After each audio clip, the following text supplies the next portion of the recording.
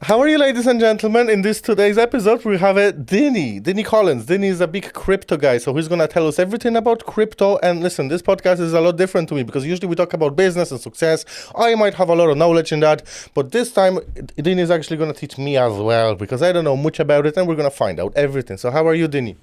Good, man. Thanks very much. Let's be here. let's start with your story because you have a quite interesting story. You know, you consider yourself a millionaire, but before, back in the day, it wasn't all that nice, wasn't it? Not.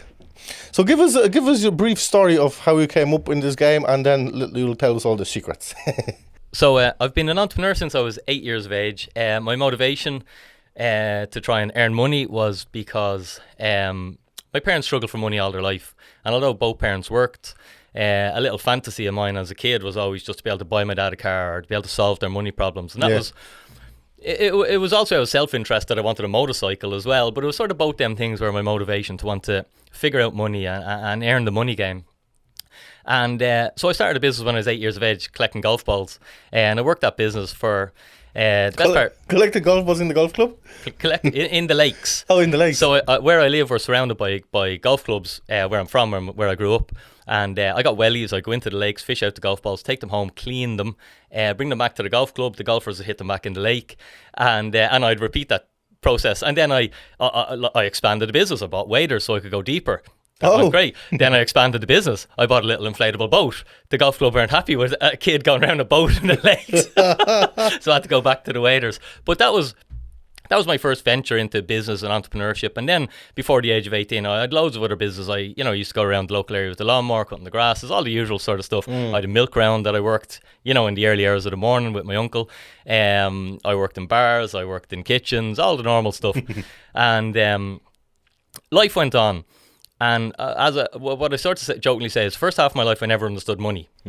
Although I was playing this game of chasing money. We all play the game to chase money, whether you're material or not. Even if you want to be a Buddha, you still need money to turn on electricity and own a home. But for the first half of my life, I didn't understand money, and I played the game, and I wasn't doing very well because I remember it came to a head. I was in a mobile home. I was recovering from a bad back injury. I'd broken my back. And so I'd no money, I'd a broken back, and I was living in a caravan. So it's sort of like zero. And that's why I say to people, wherever you're starting from, I'm pretty sure it's behind you. That is the definition of the rock bottom. Where do you go after in that? In a caravan, broke with broken back. It's a pretty tough one. Yeah. So that was a sort of pivot in my life. And it's ironic because it was the best thing that ever happened to me. Because it changed my life direction. Previous to that, I was working in a job, steel work. Served my time as apprentice, worked with my father since I was 12, been welding. So, I'm very good at steel fabrication, but I hate it, okay? I just don't like it. It's just not a passion of mine.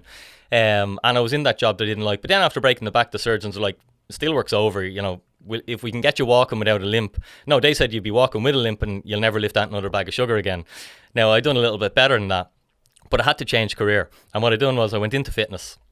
And initially just to rehab myself. Okay, initially I didn't take responsibility for my injury. I was like, surgeons, come on, operate again, it's your fault.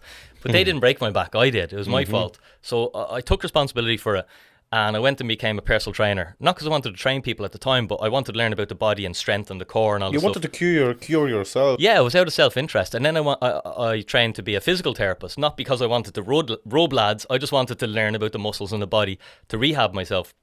And it was only along that journey that I became super fit. People were saying, geez, Dinny, you look great. And over 3 years, I went from broken back lying in the bed, praying to the ceiling, going, God, give me one more chance, please, to finish an Ironman triathlon in 3 years, which is a pretty good achievement. And it was only So hold on. So the doctors told you that you will never walk without a limp, and then you come to finish a marathon? Yeah, an Ironman triathlon, which is... An Ironman as well. Whoa. Yeah, a little bit more than a marathon. It has a marathon in it at the end. Right, well, that's big.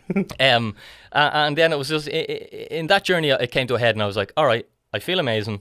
Everyone's telling me I look great, but it wasn't the changes of the outside, it was the inside that changed. I had more confidence, I had more motivation, I had more self-belief, I had much more drive, I had much more energy, all these things that you need to be successful. And then I was like, all right, sure, I'll just start a business and I'll teach other people how to lose a few pounds. Sure, I'm after curing a broken back, this is going to be easy. And that was my, my first serious business, Dinny Collins Fitness, and that business went on to be really successful. And Is it still operating? We actually rebranded it. I sold the majority of the business only this year to concentrate on the Bitcoin element. I was balancing the two businesses, but the passion was gone out of the fitness. So I still own a little bit of the business, but I'm not active in it, if that makes sense. Makes a lot of sense. So how did the Bitcoin start? Tell us the juicy story. Bitcoin, I think we all have a similar story in that you get multiple touch points with it. You get exposed to it and it goes away. Not many people are just like shown, here's Bitcoin, get into it, and then you just go, okay, I'm all in. For most people, there's multiple touch points. Bitcoin has an inbuilt marketing strategy in it, in that it goes on these parabolic price runs, and that's when it sucks people in. Okay, and we just had one in 2021, and we'll probably have another one in 2024, 25, and now on and on, every 4 years, the way the halving cycle works.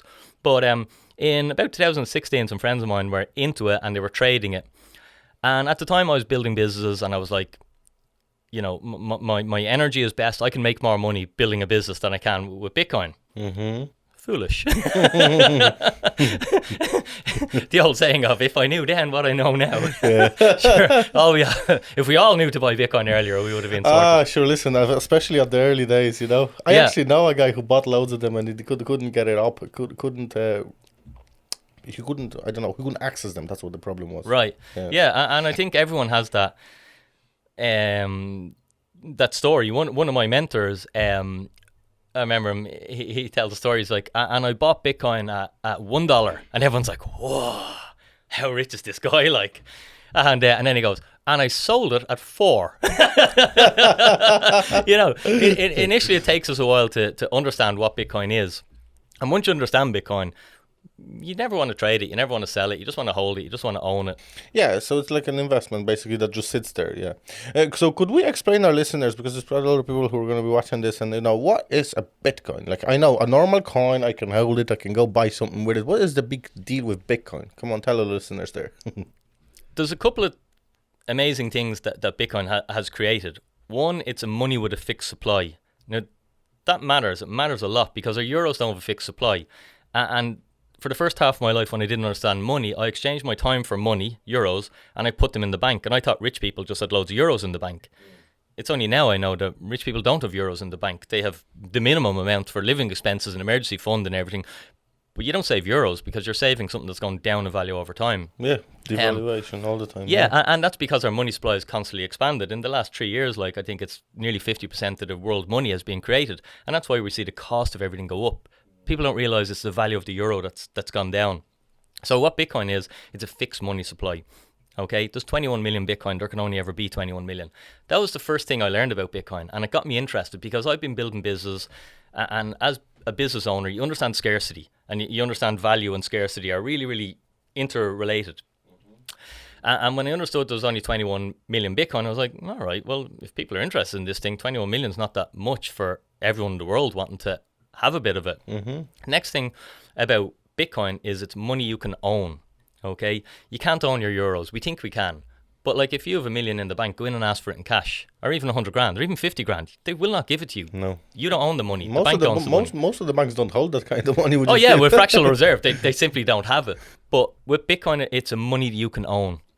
Okay, so it gives you what's called really strong property rights. You have stronger property rights by owning Bitcoin than you have owning anything. Your physical property can be taken, your life can be taken, your freedom can be taken, your money can be taken, but your Bitcoin is the most censorship-resistant property that a human can own. For us in Ireland, we don't need to worry about that stuff. We take that stuff for granted. We've got strong property laws, but in other parts of the world, that really, really matters. How I explain Bitcoin is, you can explain it a couple of ways. Digital currency, people get hung up on that. I can't buy a coffee with it. Okay? And I'm like, you can't buy a coffee. There's a gold coin. I can't buy a coffee with that. That's not why I own it. Do you get me? Okay, but it is a digital currency, and in parts of the world, it's used as a currency. Okay. Do you think it will be used as an actual currency in the near future? I do. In the near future, I'm not sure. In some parts of the world, it's going to be game theory. We've got 2 countries now using Bitcoin as currency, and over the next 5 years, there's probably going to be a couple more. Are you aware of the World Economic Forum and the whole crack, the gold jazz that goes with it? Klaus Schwab said that there will be something like a Bitcoin currency, and there will be an expiration date on it. So let's say you get your wages, you get your 1,000 quid a week, the common man will get these 1,000 quid a week, and then there will be an expiry date on it, apparently. So, they want to prevent the build of wealth in the future for the general public. Yeah, that's a central bank digital currency. That's the way we'll be going. Like, we're working on a digital euro, digital dollar. All of the large governments around the world are working on a digital currency. But it's not the same as Bitcoin. It's totally, like, Bitcoin is almost the opposite to that. Oh. Okay, a central bank digital currency means you don't own your money. Your money doesn't have a fixed supply, and you can't spend your money permissionlessly. Okay, with Bitcoin, you do own your own money. You can spend your own money on whatever you wish. And so it's like, it's the opposite of a central bank digital currency, and that's why this is like a marketing plan for Bitcoin. So Bitcoin's a currency. Bitcoin, to me, is also digital gold, and that's how I start to explain it to people, because I think that's easy. The thing about Bitcoin is it's so big. It's like the internet. When the internet was invented, we thought it was just going to replace a library. Yeah. It's bigger than that. It's like, how do you even explain the internet now? Bitcoin is kind of the same. It's another layer built on top of the internet, and it's so big that we can't even envision how it's going to change our world. No. Okay, but it's a digital gold. It's also a digital property. So I can invest into a physical property. Okay, and people ringing me up going, and they do, Dinny, the neighbour's making noise, Dinny, the washing machine is broken, okay? All the hassle of the physical world. I've got to paint the thing every couple of years and the maintenance. Or I can have a digital property like a Bitcoin, and I don't have to do any of that. It's digital, just exists in the digital world. Does it promise that's going to grow up in value, or, that's the question, because it went down a lot quite recently, didn't it? Yeah. Now, with Bitcoin, you're guaranteed it's going to crash. Okay, and if you're going to choose to own Bitcoin, you want to set yourself up for, I'm going to hold this Bitcoin for 4 years. Ideally, you want to hold your Bitcoin for longer. Yeah, so it's not like I'm going to put it there and I'm going to take it out in 2 weeks and I'll make all this money. You go into Bitcoin basically when you have a large sum of money and you want to invest it somewhere and just put it there, let it be there, basically. That's what you're saying. Yeah, like with Bitcoin, it's... people come into crypto and Bitcoin thinking it's a get rich quick and it's easy money and it's fast. And unfortunately, you're just going to be giving your money to people who think the opposite and are playing a longer game and understand, how to create a strategy, an investment strategy and these sort of things. So Bitcoin's not a short-term game. It's not a quick, easy money. But Bitcoin goes up in these halvening cycles. So every 4 years, the supply of Bitcoin is chopped in half. And again, when we talk about scarcity and value, if something becomes twice as scarce, well, now it has to get repriced. So that's why, in our consulting, when we're building a plan with someone, it'll be a minimum of a 4-year plan. Because there's one rule in Bitcoin, that anyone who's held Bitcoin for 4 years or longer has increased their purchasing power or has made money. So, if you want to be a crypto trader where you're trying to move the market and buy and sell, and traders can make money. You can be a really good trader if you want to be, but 90% of them don't. That's not a good success rate, okay? No. So if I transition from a 90% failure rate and I become an investor for a minimum of 4 years, I go from 90% chance of failure to 100% chance of success. Like, they're good odds, aren't they? Well, that's big. That's why you should talk to Dinny. Yeah. That sounds great. Can you tell me about Bitcoin mining? Bitcoin mining is how Bitcoins are created. So that's how they have been created, because there cannot be any more created. Is that the way it is? At the moment, Lucas, there's 19 million Bitcoin in circulation created. So there's 21 million Bitcoin to come. That means we've 2 million to mine. Now, the way Bitcoins are mined is, first of all, this is a gold coin, okay, and this is backed by energy. That's why it's so valuable. If we could just mix up a few chemicals and make gold and make loads of gold, there'd be no value in it. No. The fact that it takes diesel and manpower and energy to and go it's and rare. dig these. And it's rare. Yeah, that is the value, is the scarcity. So you see, we watch the programs on telly, do all this work, and your man's got a bit of dust in his hand, and he's like, that's going to pay for all that, and the profit.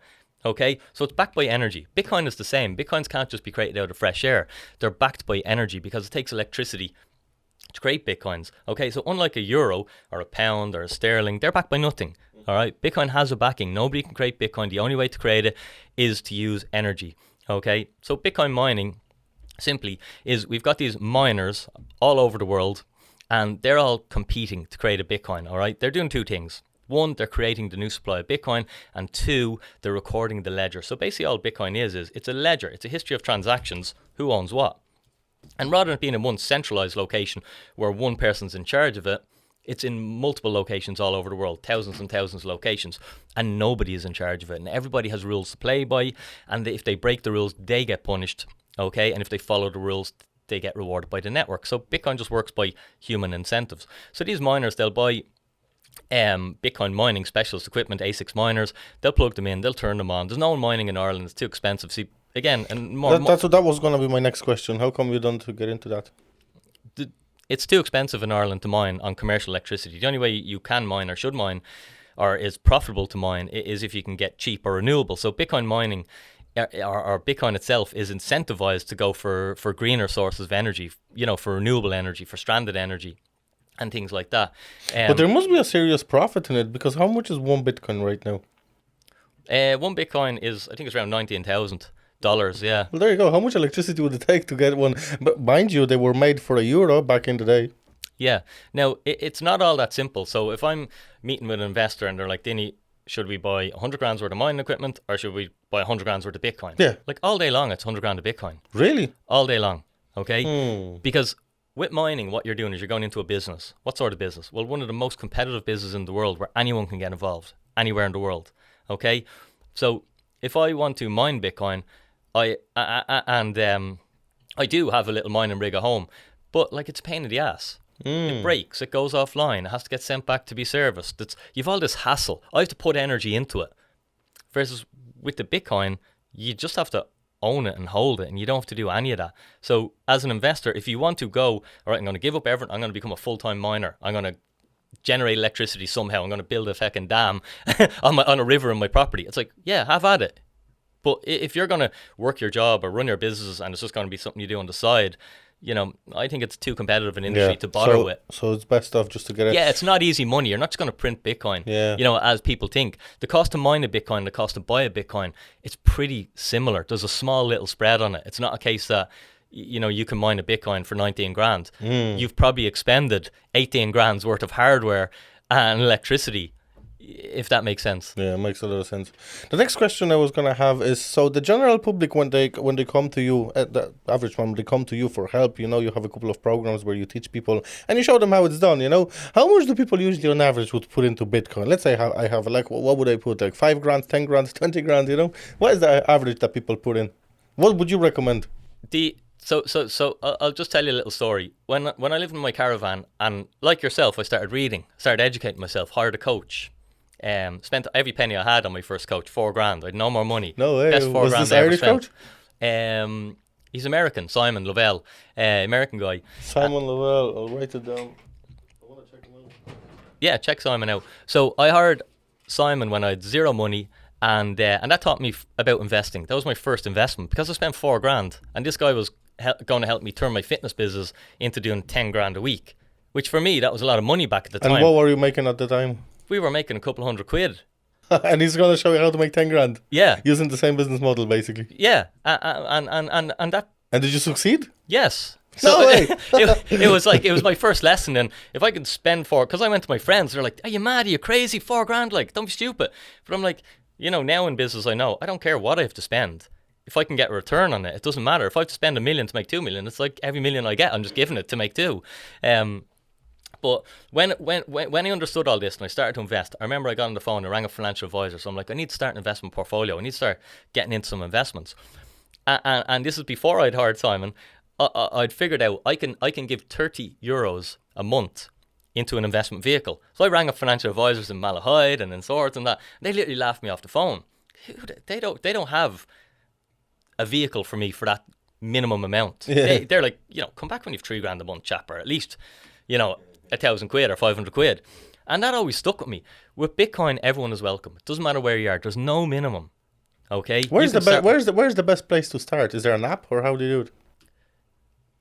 To educate yourself about Bitcoin? No, just to buy it. Let's say I want to buy it now. There's loads of places where you can buy Bitcoin. Is there different prices on it though? Is there any specific app that you would go to get it at the best price? Not really, no, because they're all more or less in around it's the all same. More or less You're splitting hairs, like, I'm just trying to compare it to the currency, because you have a normal currency. You can buy the euro in any foreign countries at different prices, Even, let's say, I fly to my country now and I want to switch euros to my currency. You can buy it at different rates depending on where you go. That's why I asked this question. Yeah, you can buy Bitcoin at loads of different places. Where most people start is Revolut. Yeah, that's what I was going to say. Terrible, is it? Oh, yeah, Revolut's the worst place to buy Bitcoin. And, really? Why? It's a good gateway. It gets people in, but within Revolut, all you get is the price exposure. Okay, so you don't own your own money and you can't spend your own money. Now remember, money with a fixed supply, money you can own, money you can spend. They're the three unique properties. By buying on Revolut, you can't withdraw it, so you can't own your own money, you can't spend your Bitcoin. Okay, so you're leaving behind. So it's okay, it's simple, it's easy. You let your phone fall down the toilet, you get a new phone, you open up your Revolut, you still have your Bitcoin. So, it's a simple user experience. It takes a little bit more to own the actual asset itself. But most people will go on a transition to Revolut and then to actually learn they can own their own Bitcoin. So if I own Bitcoin and I custody on what's called a hardware wallet, I'd have clients fly in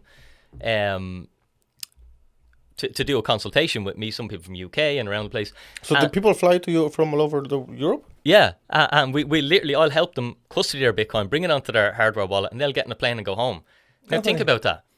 They might have 100 grand in their pocket on a USB stick. That was going to be my next question, because I did a bit of research on the Bitcoin, and a lot of people who do resonate with the Bitcoin, they do it because of the fact that you can carry €500,000 in your pocket on a USB stick, but you cannot bring more than 5 grand on the plane, because there's going to be searching, then there's going to be questions, where did you get it, is there taxes been paid on it, but Bitcoin is a different ballgame because of that, isn't it? Yeah, what Bitcoin is, Lucas, is it's like digital cash. So the way so if I pull out cash here and I hand it to you, that's a peer-to-peer transaction between me and you. There's no one in the middle, okay? It's only the business of me and you.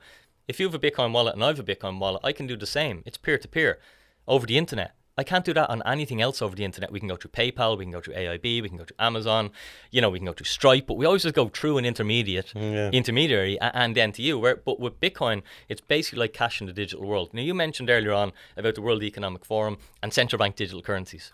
Okay, so what happens when our physical cash, which it will be phased out, it's predictable and guaranteed that it will be, and even though it's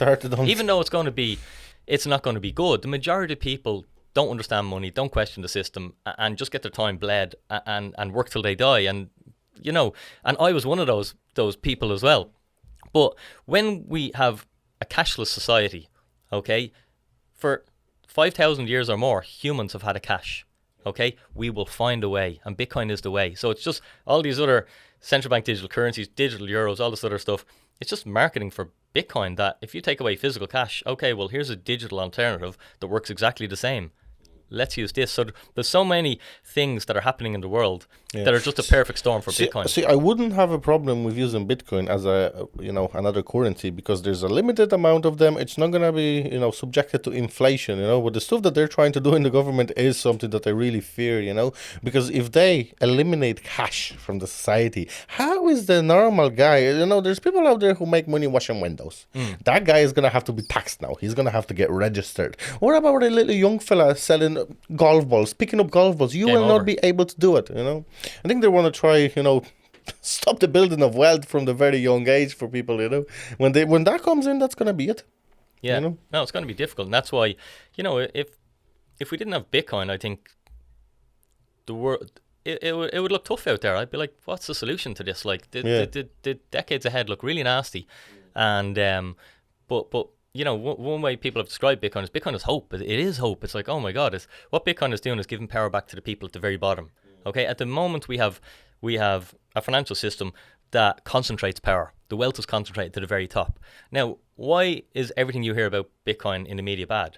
Well, because the incumbents control your media, and they don't want it to change. They like being very, very wealthy. Okay, but this movement is bottoms up. Okay, it starts at the plebs at the very bottom, and everyone can figure the stuff out, and everyone can get involved. And Bitcoin's pretty simple. It's a money that goes up in value over time. That's what it's done over the last 13 years. With volatility, people say, oh, Bitcoin's crashed, Bitcoin's whatever. Yeah, what was the biggest difference in price? I think Bitcoin was selling, what was the highest it went for? I think it was 40, what was it? 69,000. 69,000 per one Bitcoin. Yeah, dollars. And now we're at 19. So we focus on the... Would this be a good time to buy Bitcoin? It probably would be, wouldn't it be? Yeah, like... A lot of money lost money on crypto when they bought it at the 69, I'd say, And again, this is Bitcoin's... Have you bought any at that price? Yes, I buy Bitcoin every week.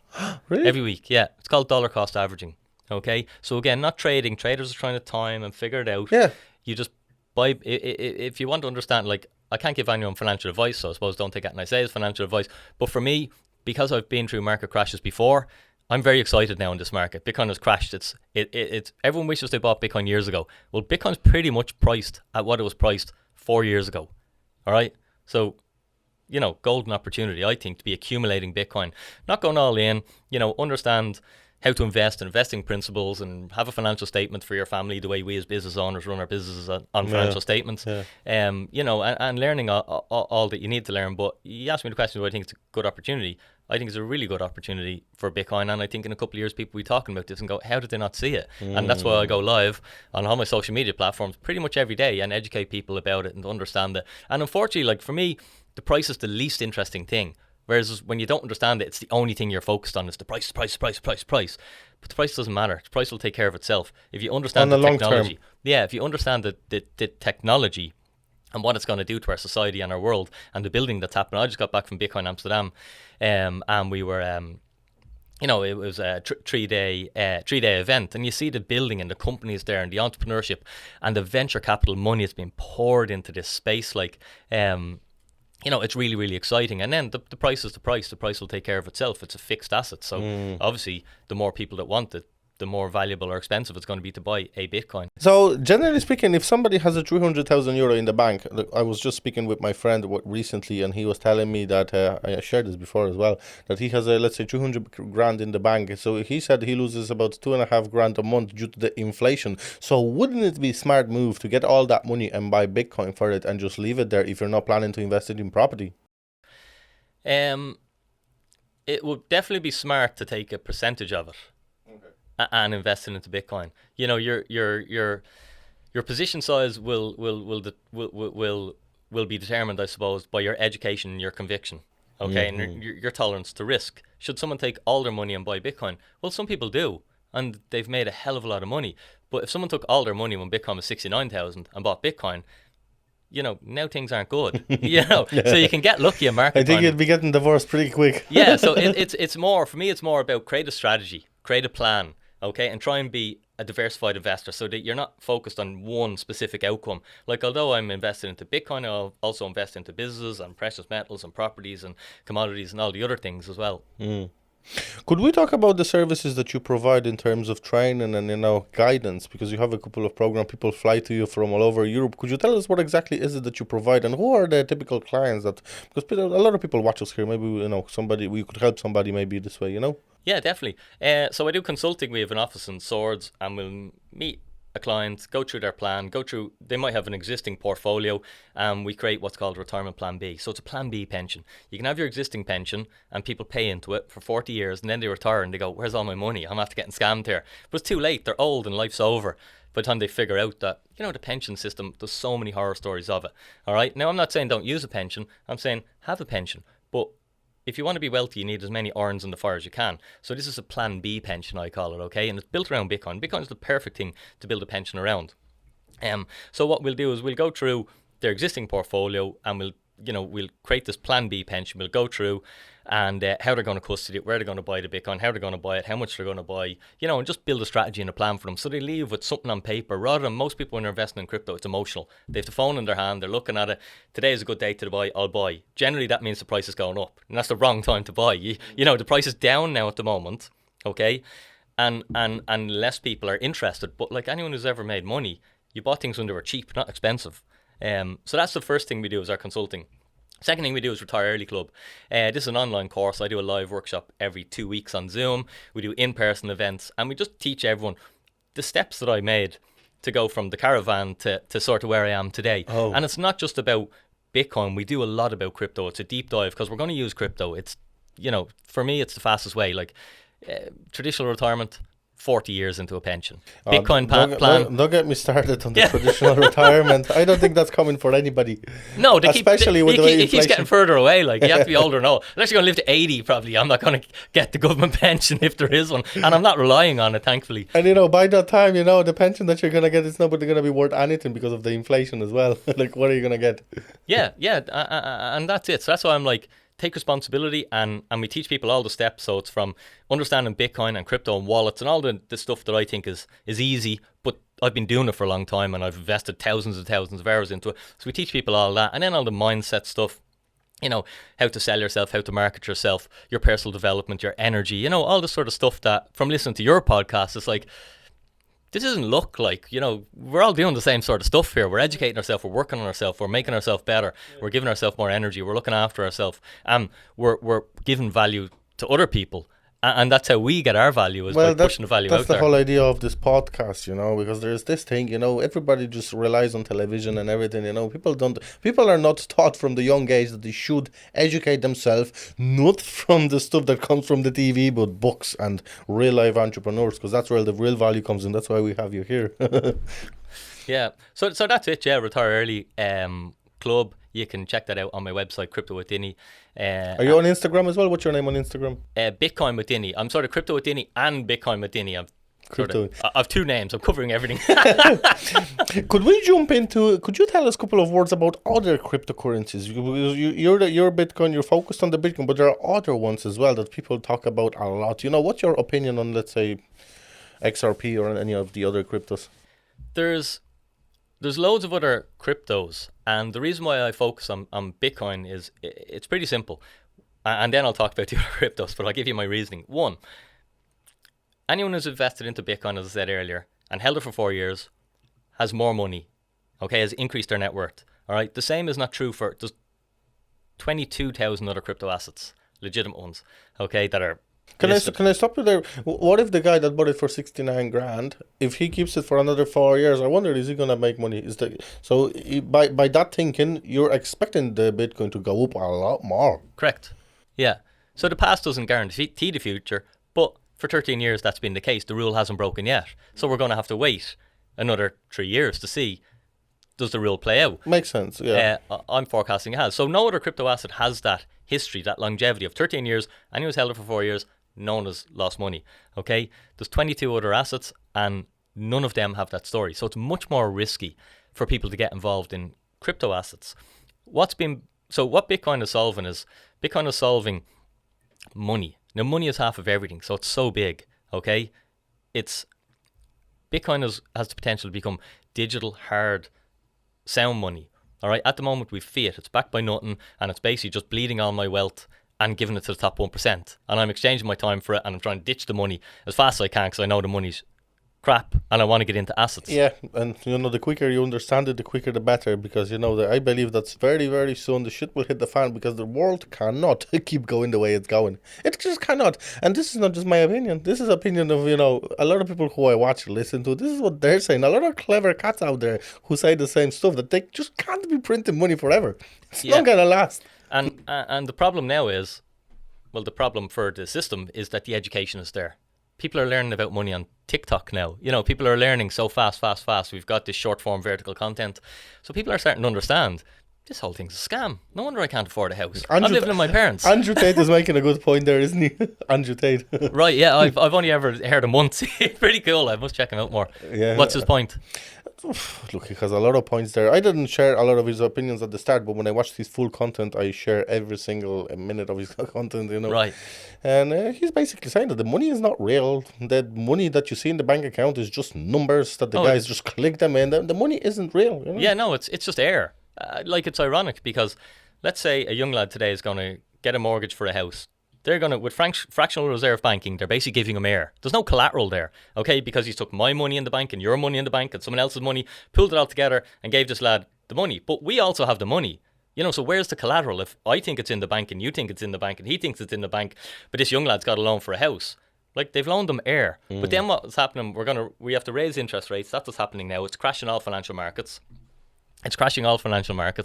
And then that young lad's going to default on his mortgage and he's not going to be able to afford to pay the house back. Okay? And then the bank are going to take the asset off him. So the bank have given him air and now they have a hard asset. Isn't it a great system to be a banker? Yeah, and can I refer back into the World Economic Forum? I don't know if you've done your research on the World Economic Forum, but this is what Klaus Schwab and all his billionaire buddies were saying a long time ago. They said that you will own nothing and you will be happy. And the very way they're going to do it is they're going to bring the inflation. That's why they have buddies in the COP. They're printing all the money. And they're going to take away the houses from people. And this is happening now because I have property people coming here.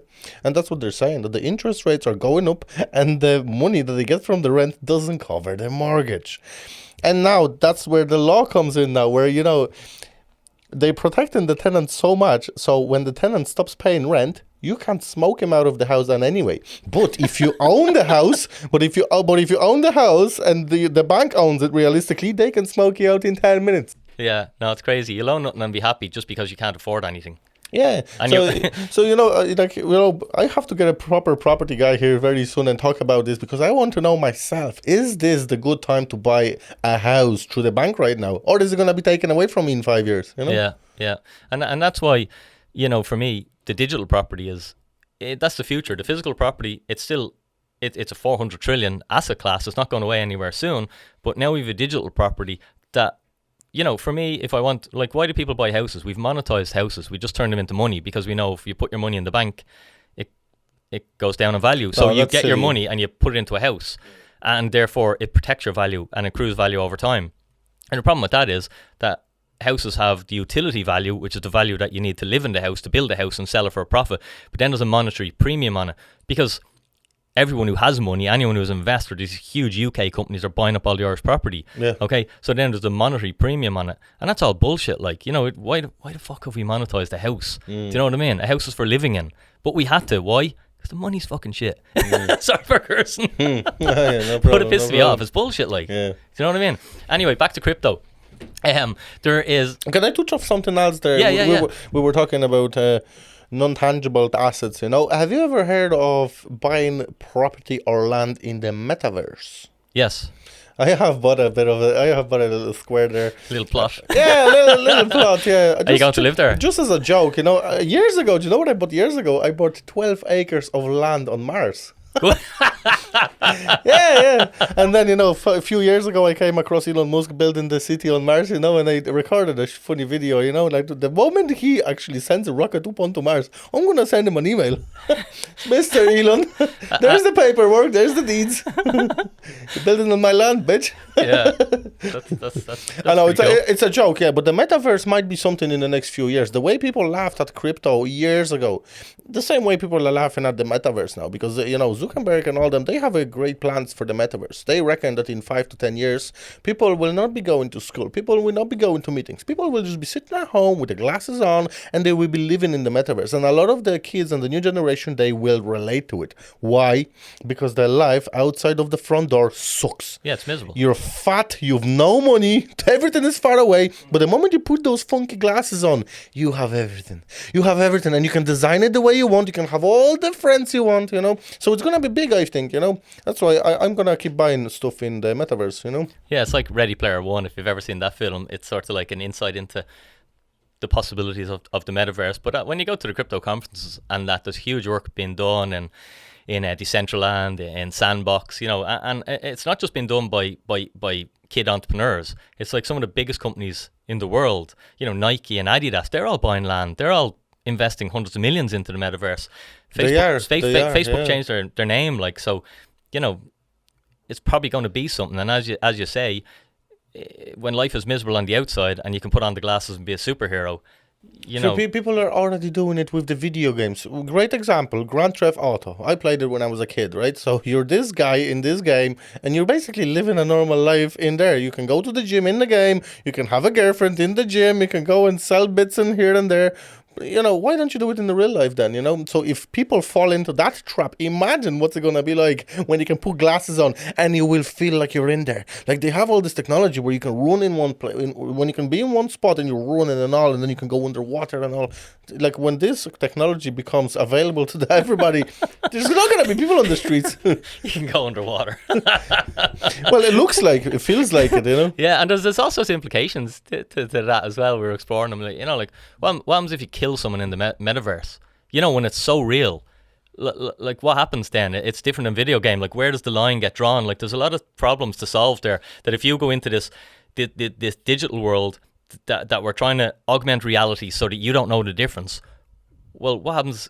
Yeah. I don't know. It's hard to explain because we don't know. But we don't know. But another funny thing that Andrew Tate. We're going to come back to the topic, but I just want to say this down.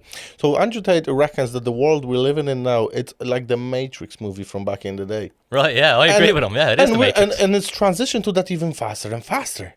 Because what was the deal in the Matrix? Humans were connected to some sort of a software, and they were living life in this, like, metaverse. Exactly it. Yeah, no, 100%. I say that all the time. Like, it's a matrix, man. The world is matrix, really, and it's yeah. becoming the actual matrix from the, people will be living in a program instead of in a real life, because real life sucks to them. They don't want to go to the gym. They don't want to read a book. It's crazy. It's going to be crazy. Well, thank God we're going to have some Bitcoin and we're going to be in the real world. Do you want me to go on about crypto? Yes, please. Okay. So with crypto, there's loads of exciting things. So the second protocol under like when I'm pricing crypto assets, I think Bitcoin shouldn't be in the same page as any other crypto assets, because they're entrepreneurial ventures and they're doing stuff. But Bitcoin is money. This is half of everything. This is very big. Okay. Mm-hmm. So I think that should be separate. Ethereum will be the second largest cryptocurrency. It just changed its consensus mechanism, which is basically how a blockchain reaches agreement. The blockchain is basically just a ledger that no one's in charge of. It's a decentralized ledger, and ledger's just a history of transactions. Sorry, is that my phone talking there?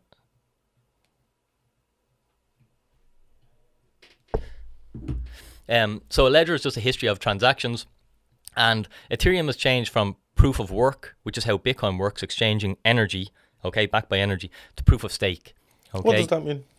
Proof of stake is a different consensus mechanism. It's that the stakeholders, anyone who owns Ethereum, can lock it up and they can validate you become a validator rather than a miner, and you can validate the transactions on the blockchain. Now, some people will say that that's going to be the fatal flaw, and that Ethereum is doomed because of that, because we've basically transitioned proof of work to proof of stake, and proof of stake is more like the system that we have, in that the power consolidates. Those who own the most Ethereum will get the most rewards. So over time, the power consolidates because the bigs are going to get the most and the smalls are going to get less. Okay. Versus with Bitcoin mining, you don't have that consolidation of power. You have that decentralization. But on Ethereum is like an index for gaming, metaverse, DeFi, NFTs. All this stuff has been built on Ethereum. So when it comes to investing into it, if you want to make your life simple, just a little tip for the listeners, if you want to make your life simple, you want exposure to all that stuff, rather than trying to pick one little crypto asset and crossing your fingers and hoping it does well. Well, if you own Ethereum, it's all been built on a layer of Ethereum, so you've exposure to all that. So, just by owning Bitcoin and maybe owning a small percentage of Ethereum, you've got a pretty nice portfolio that over time is probably going to outperform, a basket of no one's ever heard of them. The problem with crypto is it's all marketing. Bitcoin has no company behind it. There's no owner of Bitcoin. There's no. Is there not? That was going to be my next question. No. Bitcoin is just these. So who started it? It's really interesting. Like humans came back from the future, and they planted Bitcoin here. I'm only messing. You had me there. All right, but I jokingly say that could have been possible because it's so perfect. Yeah. The genius of the invention, the way the inventor of Bitcoin goes by the name Satoshi Nakamoto. No one knows who it is. Even to this day, it's an anonymous person or group of people. But the invention of Bitcoin, there was so much foresight into it. And when you go back and look at the early emails over a decade ago, Satoshi is talking about the world we're in now, how Bitcoin can help renewable energy and all this other stuff. Like, how the hell did he figure all this stuff out? So when was this? That was about 20 years ago, was it? 2008 is when Bitcoin was written, and it started in January 2009. So no one knows who invented Bitcoin, and no one's in charge of it. No one can change Bitcoin. The beauty of Bitcoin is it's beyond human control. No humans can screw it up, Humans are in charge of the euros, humans in charge of the dollar, humans in charge of everything. What do? Fear and greed. It's in us all, Power corrupts. So no one controls Bitcoin. However, every other crypto asset has a founder, has a charismatic leader, has a company, has a foundation. That's the next one I wanted to ask you, was the Dogecoin, because Elon Musk has its own crypto, Yeah. How legit is it? And apparently it started as a joke, as a meme, didn't it? Do you know that story? Yeah. So Dogecoin did start as a meme and a joke. And this is the power of social media, I guess. Elon Musk gets behind it, and now there's people like putting their life savings into it. Now, I'd argue that it doesn't have the utility, it doesn't have the building on it, there's no one doing anything on it. Some people are starting to build on it now just because it's worth something. So it's like, it doesn't make sense. It's like, here's something that's crap. Oh, people like it. Right, let's do something with it. Let's try and make it good. It's a flawed endeavor. So realistically, if I had a big following, could I start my own cryptocurrency? Yeah, anyone can, and many do, as part of my work. So how many of them is there? There's 22,000, I think, at the moment. Different types of currencies. Different types of coins. Yeah, of cryptocurrencies. No way. Yeah. Didn't think there was that many, no. Anyone can, and you know, in the future, it's going to be a way for brands to build more community, I think, with their audience and be able to give utility to their community and more value to their community, and that's what's being built in the crypto space, and we'll see how that all plays out. But the problem I have with it is that most people lose their ass in crypto. You know, most people, they lose money. All right, so that's why I want to steer them towards, because they take it out too quick. Because they don't understand what they're buying. They don't understand what the digital assets are. They just buy them because someone told them they're going to be worth more. You know, they just buy them because they were marketed. That's exactly fact. Because the people that I know, they lost their bollocks on it because friends told them. Buy high, sell low. Yeah, I have a friend. Look, €2,500 is not a lot to a lot of people. But I have a friend who's a barber, right? He had €2,500. These people don't make a lot of money. €2,500. It's you know, it's a holiday. You know, he had this money put it aside. You know, and his friend told him, "Yeah, get this. You're gonna be this and this and that." Who's his friend? Is he multimillionaire, billionaire?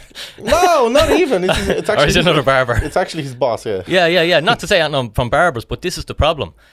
Don't be taking financial education from a barber. Yeah. When I worked in the fitness industry and you're there with a client and you're trying to teach them about building muscle, you know, let's say it's a woman and she's in her 50s and you're like, we got to build some muscle and that's going to take care of the fat. And then she comes back in the next day.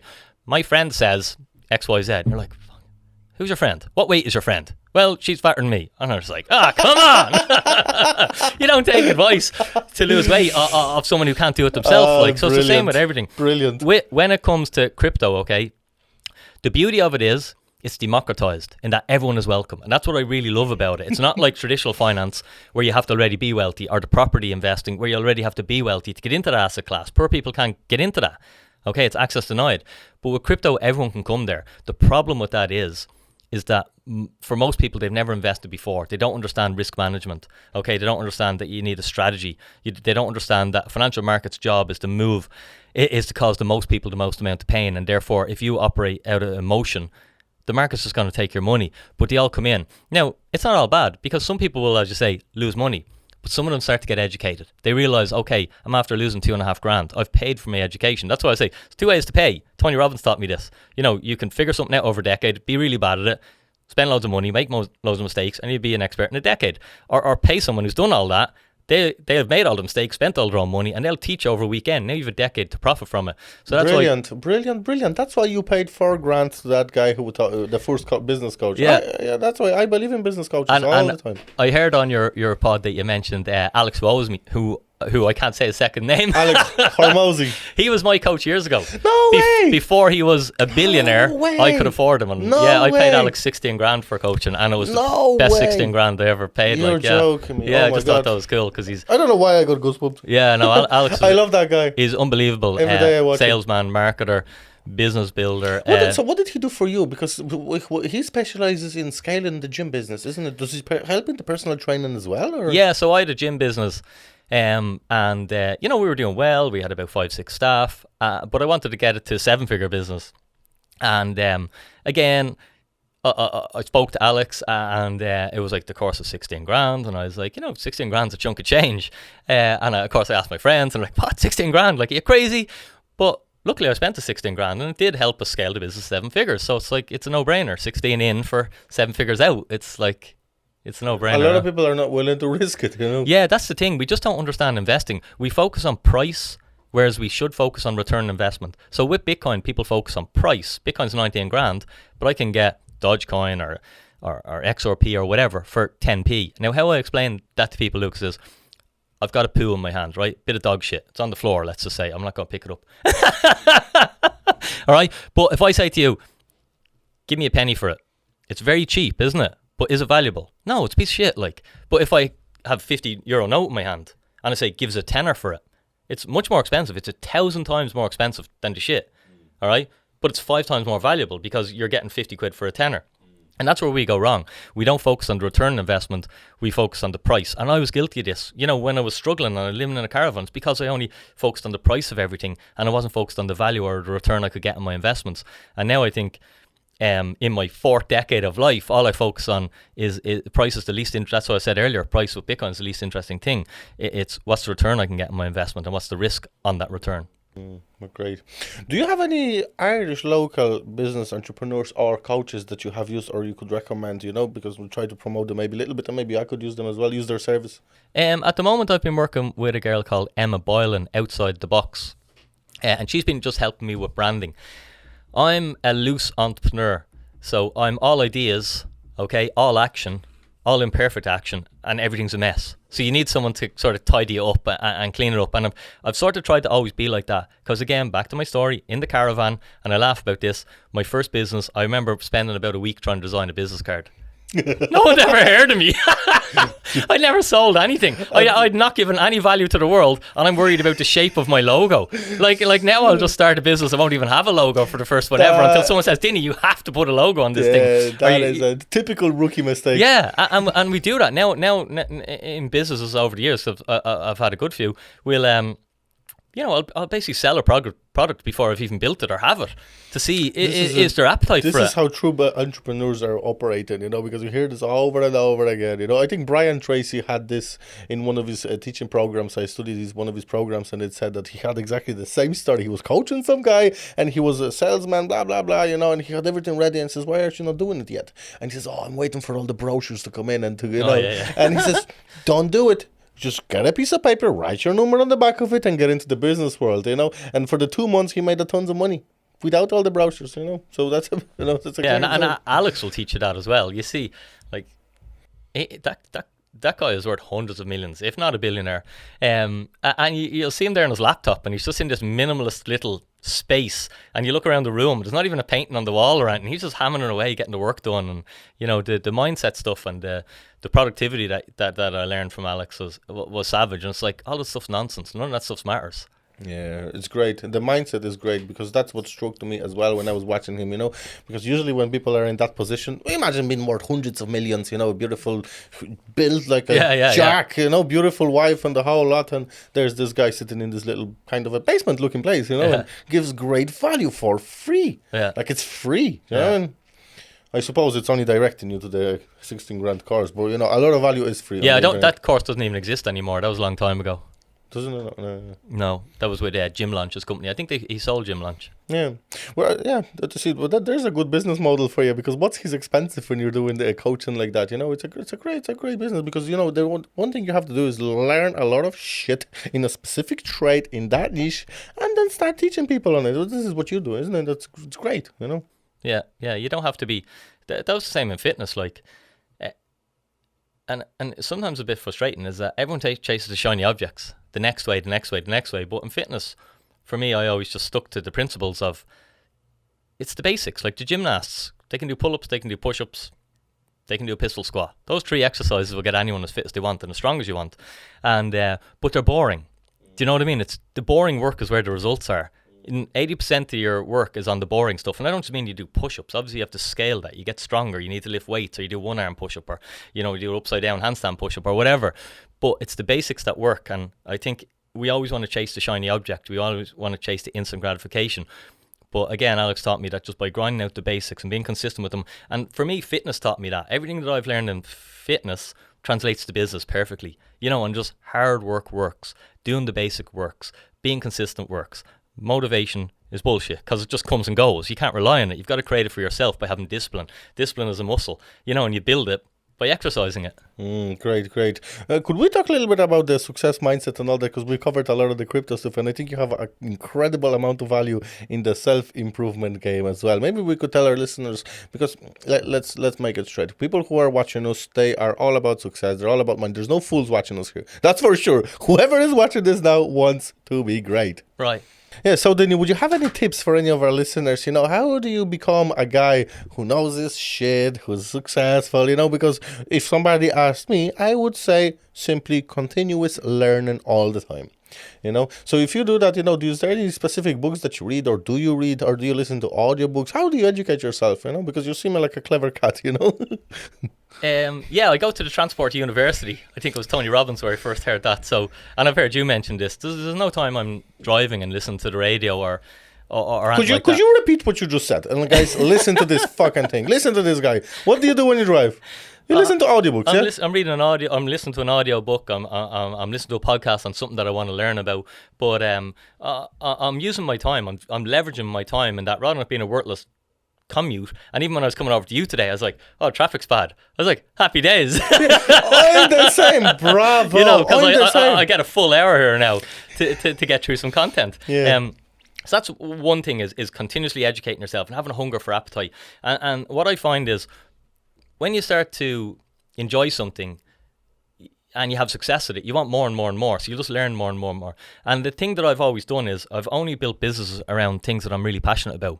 So fitness, I had a couple of fitness businesses and now Bitcoin. So for me, it's something I've high energy to talk about. If I go to a party, I'm burning the ears off you about Bitcoin anyway. I'm doing it for free. So to monetize that and turn it into a business, it's like it's awesome. Doesn't feel like work.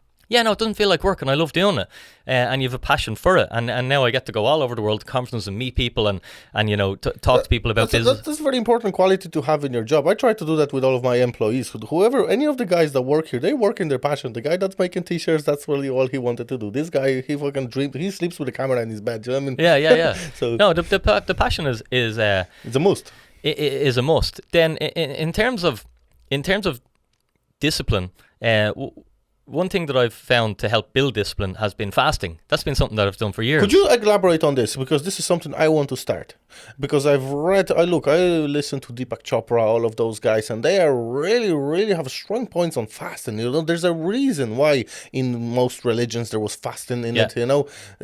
Jesus, before he every religion has a record of fasting. And funny enough, there was this book I read about magicians and all this voodoo stuff and all, and they reckon that if you really want to acquire some powers outside of the matrix, you have to fast for 40 days and you have to go into the wild and all that. And apparently it works. Now, right. I've never met anybody who did it. I just read it in a book, but I can't wait for what you're going to say about the fasting, and how it helps and how does it. I haven't fasted for 40 days, but I've fasted for a full week water fast, and I've done that many, many, many times. Really? I do it a couple of times a year. I can't imagine fasting myself for 5 hours. Yeah, it's kind of crazy. And again, everything is like, don't knock it till you try it, because it sounds horrendous. And full disclosure, it's not easy. It's pretty hard. I'd sooner do an Ironman than a week's fast. And all these charity runs and everything, I'm like, just give up food for a day. Like, it's probably going to be a bigger challenge for you, and it's going to be more productive because you're going to save money and you can just give that to charity. All right. But what happens in your body switches from burning sugar. With our normal Western diet, we run on sugar all the time, but our body can also run on body fat.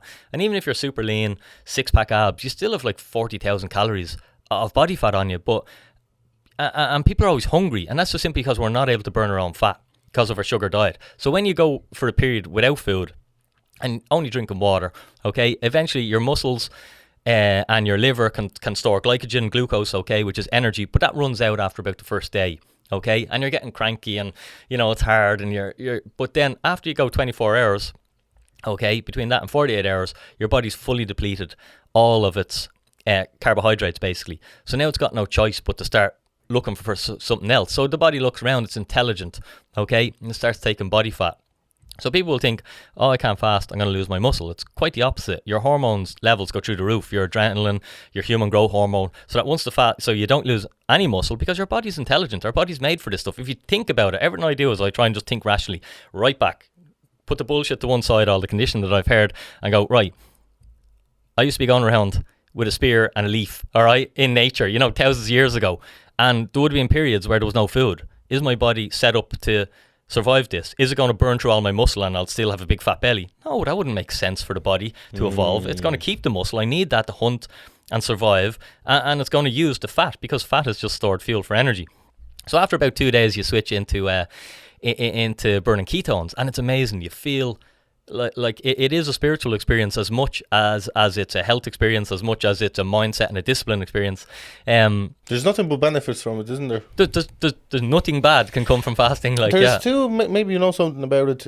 In somewhere I was watching, and they were saying that when you fast for 48 hours, after 24 hours, something happens, but after 48 hours, all your cells begin to rebuild themselves. Yeah. You're basically rebooting yourself after fasting for 48 hours. That's why you've never heard this on the TV. You know what I mean? TV doesn't doesn't want a large amount of people who are, capable of a lot of stuff, Yeah, it's called cellular autophagy, okay? And it's just where your body goes, again, by intelligent design. It's like, well, I have no food coming in. I need energy. Let's have a look around. It's not going to take good cells, but it takes bad cells. So any nasty stuff that's developing, there's a lot of research around fasting for also, type 2 diabetes can be scientifically reversed. No insulin. Done with a fasting protocol. Who's selling that to people? It's a multi-billion industry to have you. This is like meditation. There's no money to be made on it other than a couple of foo-foo programs, But that's why they don't emphasize it on the TV, because if everybody on earth right now went into meditation and started fasting, people would become aware. They would wake up and they wouldn't be buying all these stupid sugary products, Yeah. And then so that's day 2, day 3. You'll get hunger, but it's not like I think when we haven't fasted before, we think it's just going to be hunger. It's going to build and build and build and build and build until you just give up and go, I can't do it. It comes in waves. Like hunger comes in waves, and by day 3 your hunger is pretty much gone. Okay, and obviously you get a little period where you get a bit emotional, and it's such habit. Like, it's such a great thing to do because we're so programmed to just always go to the fridge and everything, and I am as well. And that's why I enjoy doing the fasting. And 3 times a year I'll do a long fast, and by day 3 your hunger's gone. You feel amazing. Your body just feels so good. You feel so alert. You feel really grateful because you take the food for granted. And you're like and you're worried about all this bullshit, and you forget that your life's finite. You're going to be dead soon, and no one's going to remember you, and that you only have this day. But fasting brings all that right back, and you're in the moment. You're experiencing everything. Your smells, your sight, your hearing. Everything is.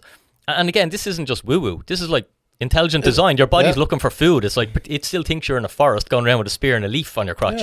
Okay. The caveman. So you just get this amazing experience, and then just it more or less stayed like that. And it's just more emotional that you're like, oh my God, I can't eat. Let's say it's a Thursday and you're fasting till a Sunday. You're like, oh my God, I can't even eat tomorrow or the next day or the next day. But you just take it one day at a time. And a little tip that I always give people when I'm if they're asking me about fasting, and if anyone's interested, shoot me a message and I'll send you a little there's a YouTube that I always send people, and pretty much anyone I've ever sent it to text me about 2 or 3 days later, Dinny, I'm on a fast, like I'm fasting for 2 days. What's the name of it? Could we tell people what is it? I want to see it. I can't even remember it, but I'll send it to you. It's just a little clip. It's a doctor, a cardiologist, Indian guy, and he's just very charismatic, and it's all just science, and it makes sense as well. So I'm gonna do it now as well after this conversation. Definitely 100% try it. I was thinking to do it on Monday there, but and my tip, Lucas, is to consume material that's going to teach you about what the fast is doing to your body, because that's going to motivate you. It's going to inspire you. I know all that. See, I've been following a lot of. See, before I went into business, I was learning a lot about the spirituality.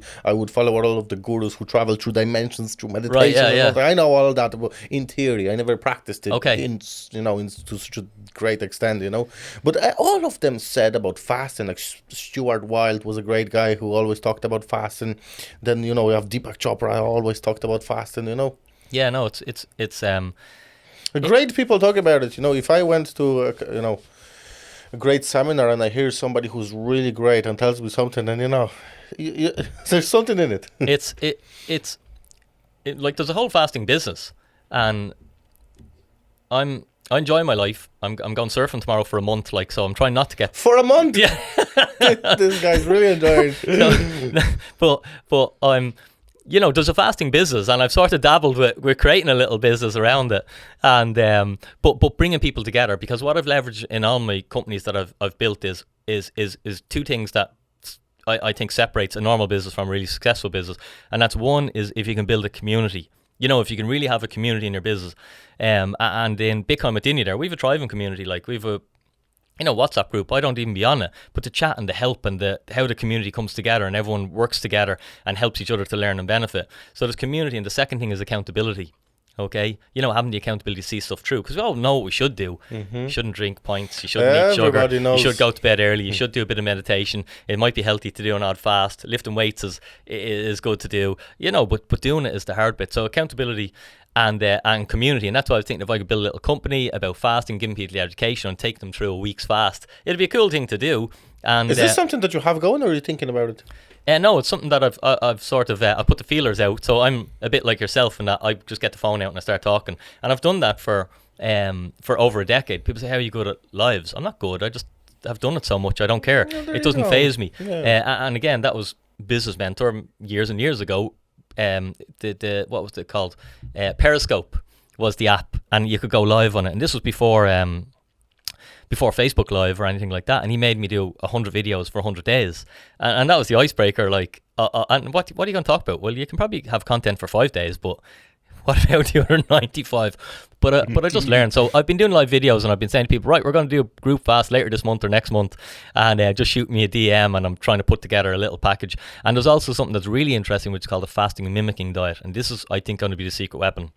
So fasting mimicking diet is where you can eat food, because for the average person, the normal person, fasting is really difficult. You know, when you've got kids and a lifestyle and elderly parents and everything swinging at you, you mightn't have the mental capacity to be able to go without food. What about gym? How can you go to the gym? Will you have the energy then? Yeah. Oh, yeah. Oh, yeah. So you keep going to the gym when you're fasting? I'll go to the gym, I'll train, I'll go surfing, But would you switch the type of, let's say I lift weights and I go there 3 times or 4 times a week. When I'm doing my fasting, should I go to training on that day, or should I take it easy? I'd lift weights, yeah. I wouldn't do any cardio or stuff like that. Well, generally, I don't do any of that. I think just lifting weights gets the job done. If you rather than just lifting weights and looking at it, if you go upper body, lower body, lower body, now you're getting all the benefits of cardio, but you're also lifting weights. So again, it's just more efficient with your time.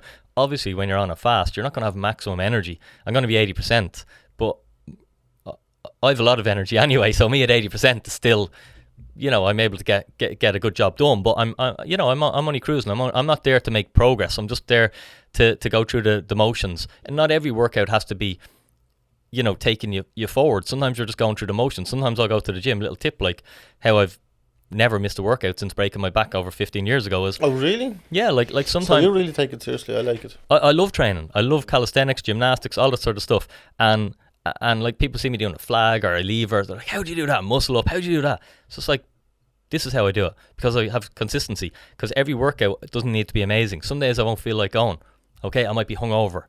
Mightn't be bothered, but I just go down there with the attitude. I convince myself in my head, because it's all a head game. Yeah. I'll go, what I'm going to do is I'm going to go down there and I'm just going to fuck around. I'll literally say that to myself. I'm going to do a bit of this. I'm not going to, if I can pull 80 kilos on the lat pull down, I might pull 50. Sure, I can do that easy. Do you know what I mean? And I'll just make a deal with myself, so I go and do it. So then you have the consistency that you do the bad workouts, but we get compounding. Compounding's the 8th wonder of the world. Okay, that's what Einstein says. But you can compound everything. I use compounding to free myself financially, use compounding to get pretty fit and healthy, use compound everything. You can compound information, compound your fitness, you can compound your strength, you can compound your wealth. Brilliant, and people should emphasize on that in terms of education, You're compounding your education. I tell people all the time, audiobooks, and I say that to my friends over and over again, but guess what? They get the first audiobook and they turn it off after 15 minutes because either the guy's voice is bad or I can't focus or this or that, but they don't realize that you have to keep doing it for at least 2 weeks. I think it takes 21 days to build a new pattern in your brains, so then your brain knows that this is what you do, isn't it? Yeah. 21 days, apparently, that's what it takes. And there you go. And then the as you mentioned about the audiobooks, my first experience with personal development, I never knew that existed. I always just thought it was the outside world, and whatever happened outside determined where my life went. I didn't realize that there was an inside world where I can control everything and I can influence what happens externally. My first book that I read on personal development is called Loving What Is by Katie Byron. It sounds like the Loving What Is. Loving What Is, yeah. And that taught me, it teaches you all about your thoughts and how they're influencing your reality, but they're not reality. And for me, that was my first experience of personal development. And that was like, falling down the rabbit hole of, oh my God, there's so much more to this. And then you learn about meditation, and meditation was something that I really practiced, and I used to, years ago. See, this is what I have here. That's the throat chakra. Yeah, and I'm not sure if you've ever heard of Joe Dispenza. I've done a lot of his work, and I've been to his workshops all around the world, and you do mad stuff like, and you blow your pineal gland out of it, and the experience is like, you can't describe it. Have you ever smoked the DMT? No, I've never done that, but I think the pineal gland is meant to be similar to smoking the DMT. It's exactly DMT that you're creating. I tried it. I got it in Dublin. I was looking for it for 2 years. Yeah, What's it like? It was €200 per gram Oh, I was fucking... It blows the head off you. Really It blows short. the head off I've heard you, people talk about it. but alright. whoever ever decides to try dimethyltryptamine, do not, I repeat, do not do it from a recreational point of view, because it's going to blow your head off. Right. You go into the experience with the knowledge of what it is. You want to enter a different dimension. You want to meet the beings. You want to have a conversation with them. You know what I mean? That's what crazy. you want, because this is not hallucination. This is not like taking some, some drug that fucks up with your eyesight. This is a completely different ball game. So yeah, I tried it. Good few times. Yeah, you can get you some. Next day we'll do it. Is it legal in Ireland? It probably is it? Look, it's extremely good for you. It Yeah. opens your mind. So I say it's illegal. Okay. I say it's illegal, because I went deep down the rabbit hole when I started learning about dimethyltryptamine. They even use it to get people out of heroin. Yeah, they use that. They use it for that. Everybody, even when I smoked it a few times, something changed in me. I started caring for the earth. I started recycling. No way. Shit like that changed in me, yeah. Because, you're fast forward in your meditation thing, Right. So when you meditate, you expand your consciousness. But when you use dimethyltryptamine, you're just giving your brain a couple of slaps and it wakes it up, Yeah, You're just there. Yeah, I would highly recommend anybody who is open and already does some meditation. Yeah. Just give it a try. You can go to the shamans in Peru and they can do it. The ayahuasca is the exact equivalent of it, isn't it? Yeah, I I've don't heard know of that as I well. don't That know looks how- really interesting. I don't know, how did we drifted from Bitcoin to talking about this? Yeah, I just want to finish this topic. So you can go to the Peru and you can try this drink. They call it the ayahuasca.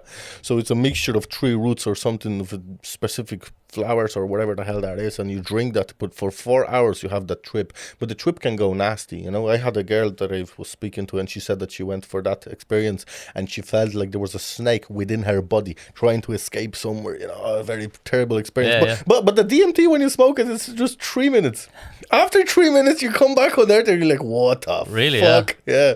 Wow. And does it fly in, or does it feel like you're in there for an eternity? So basically, it's like, you see the Elon Musk rocket that he's building. Yeah. Just picture yourself that somebody taped you using duct tape to that rocket and they send it to space. This is Wow. what it's like. Yeah, because you see all these shapes, you see all this fucking mad shit, and then you see those beans, but the beans are not human. The beans could be a cloud, or it could be something, and it talks to you, but telepathically, kind of. It's not using words, but you understand everything. It's completely... I get goosebumps when I even talk about it. The experience is just completely different to what we experience on Earth. Because what it is basically a passage to a different dimension. That's what it is. It's basically you having fucking taken the curtain out and looking into a different world, which do exist. It's been proven. Stuart Wilde used to travel through those dimensions using meditation, not dimethyltryptamine. I have to check Stuart out. He's actually dead, but is he? Yeah, he actually died in Ireland a couple of years ago. He was driving, had a heart attack. Brilliant man, Stuart Wilde. Yeah, all of his books. One of his books is a great book. It's a Money Bible.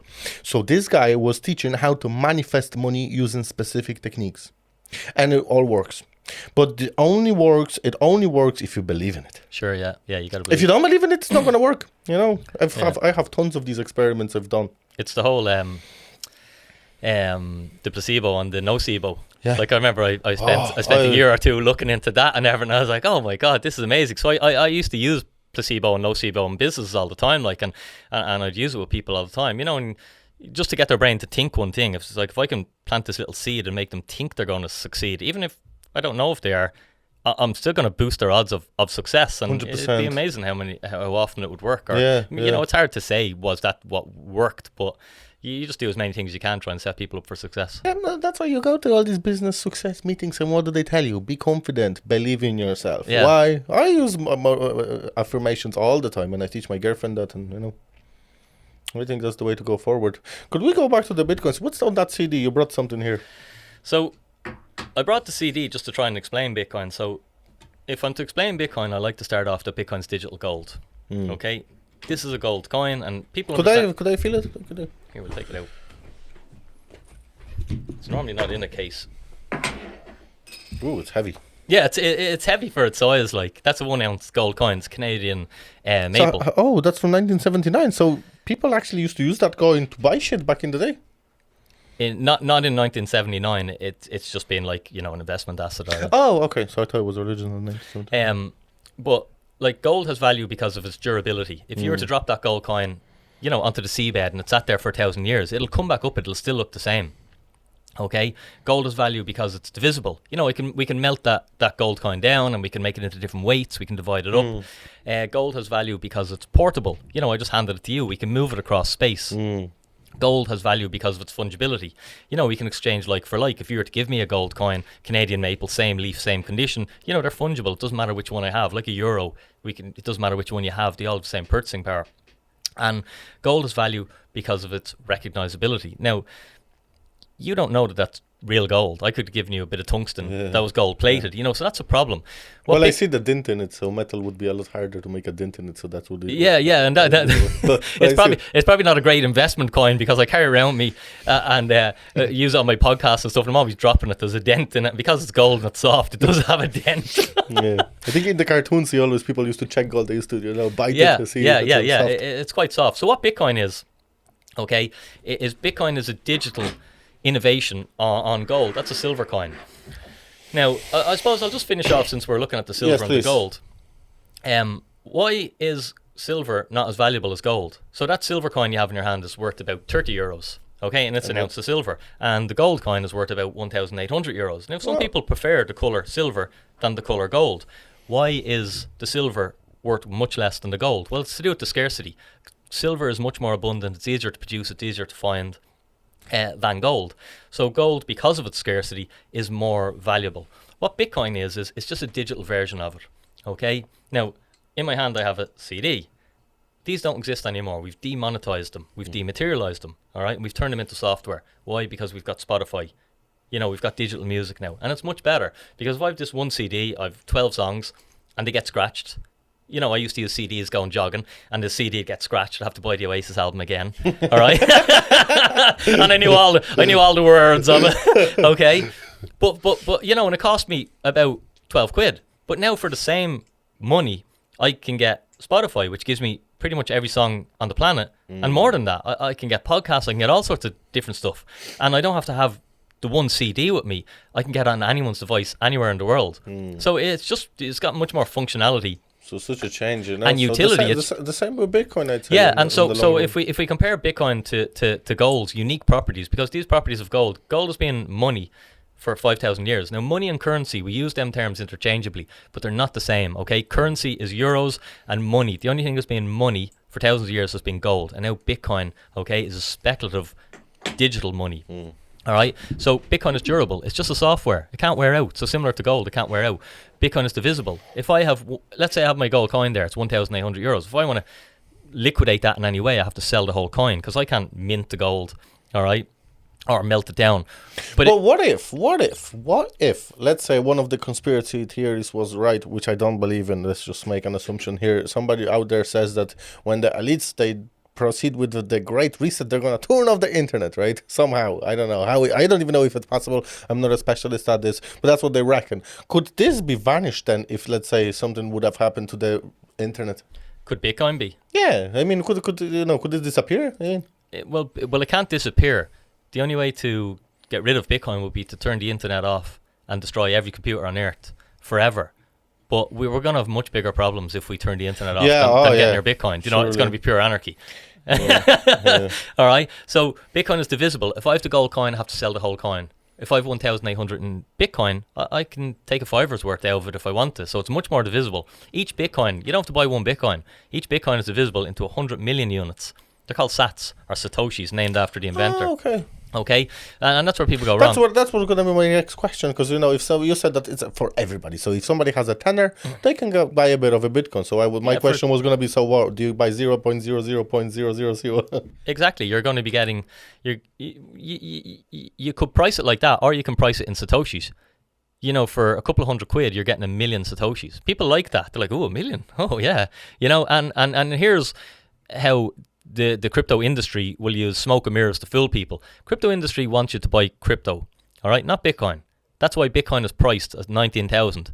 Bitcoin should be priced in satoshis. Should be like 1 million for 200 quid or whatever the price is. Because then people be more likely to buy it. But these companies, all these big companies, they make a lot of money, hundreds of millions. That's why they're buying stadiums. That's why they're all over Formula 1 and UFC. That's why every Formula 1 car now is a crypto company sponsoring it. Every car nearly, okay? And the reason for that is they like people to buy, to focus on the price and not the value. So that's why they price Bitcoin at a big scary number of 19,000, and everything else is like fractions of a penny, because then people who don't understand value are going to be more likely to buy something and go, oh, well, even if it gets to a cent, I'll be a millionaire.